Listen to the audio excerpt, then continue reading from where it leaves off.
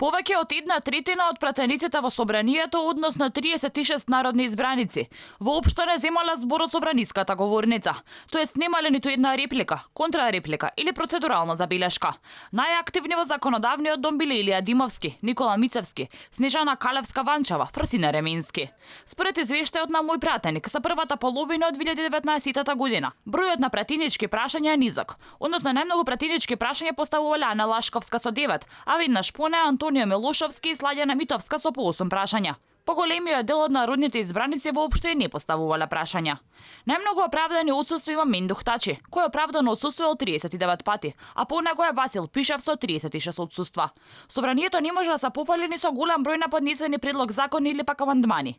Најактивни на ова поле се Артан Груби со 13 предлог закони, односно Невенка Стаменковска со 136 амандмани.